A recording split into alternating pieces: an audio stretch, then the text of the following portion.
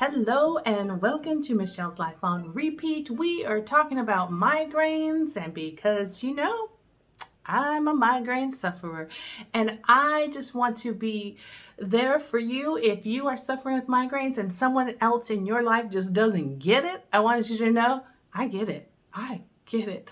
And some of the things we've talked about in previous videos are the hemiplegic migraines, what category they fall in under in the medical terminology, what classifies a hemiplegic migraine.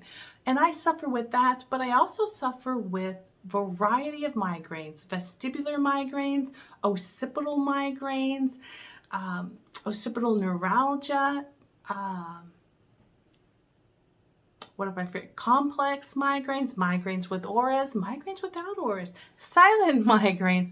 I have them all, and you may too. And so I am just connecting with you to let you know that let's talk some more. In another video, we talked about triggers, and I classified them as kind of emotional triggers and man-made or tangible things that you can do something about. Whereas the emotional was more worry, stress, anxiety, things that you don't have a whole lot of control over. And I forgot to add in that list that some of the biggest migraine triggers for a lot of us women are hormones.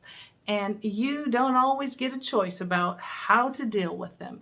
And unfortunately, if you have hemiplegic migraines like I do, taking any estrogen supplements or any of the birth controls with the estrogen, progesterone swinging, you know, how it fixes those dynamics in your body, they can also raise your stroke risk a little bit higher. I qualify in the stroke risk already as high, and then the hemiplegic, and then, so I could never do anything regarding getting additional supplemental help with hormonal issues. But I've also had a complete hysterectomy surgery because I had other gynecological issues that needed to be fixed. And that surgery in itself, stopped the pendulum swinging that would be so dramatic when the hormones shifted.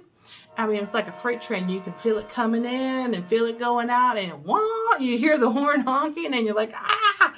And then it was, now as it got closer to the 50s, it would be like within the week, it would change and shift so strong that it was just triggering migraine after migraine that were very intense. So if you can get treatment and you haven't looked into it yet, sometimes hormones are a big trigger for us women. Some of the other things that I forgot to mention in the last video is your sleep. How valuable sleep is. When you're not getting good sleep, your body will tell you about it in the form of a migraine, confusion, a little bit of angry going on. You know what I'm talking about? Sleep is vital, and if you're not able to get into sleep or to stay asleep, or if you have one of those watches and it's tracking how much deep sleep or REM you're getting, and you're not getting some of those categories day after day, night after night, you may want to discuss that with your doctor. There are different things out there that help people to go into sleep. And I'm not a medical professional, so I encourage you to talk with your doctors. There is melatonin. There are some people that can take Valium, some people that can take antihistamines, and they will knock them right out to sleep. The Benadryl for some makes them sleepy. Others wires them up. There's so many options. But check with your doctor and see what works for you. There might be natural things. There might be something that your body chemistry is not producing.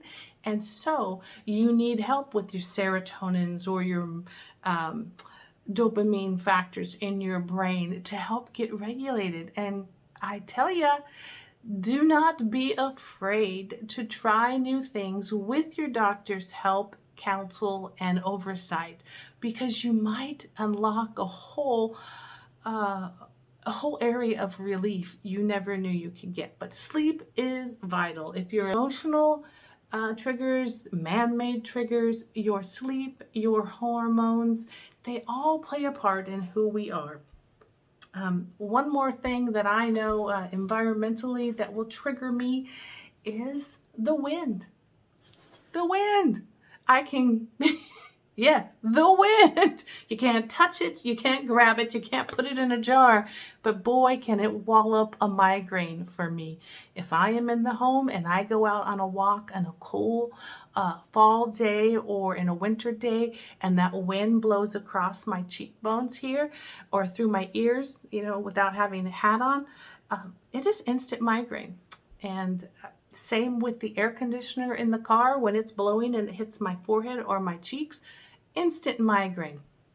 These are things I can change and fix. I can wear a hat. I can redirect the wind.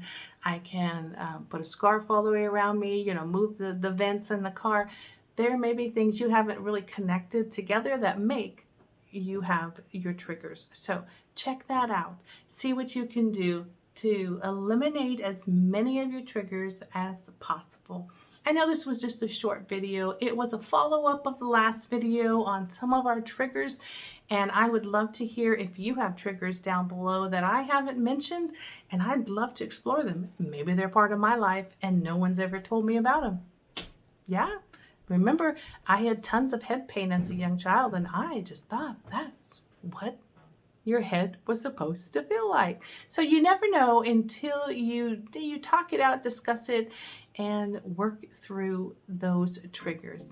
Let me know in the comments below what is one of your number one triggers. Until we talk again, I wish you wellness. I wish you peace. Bye-bye.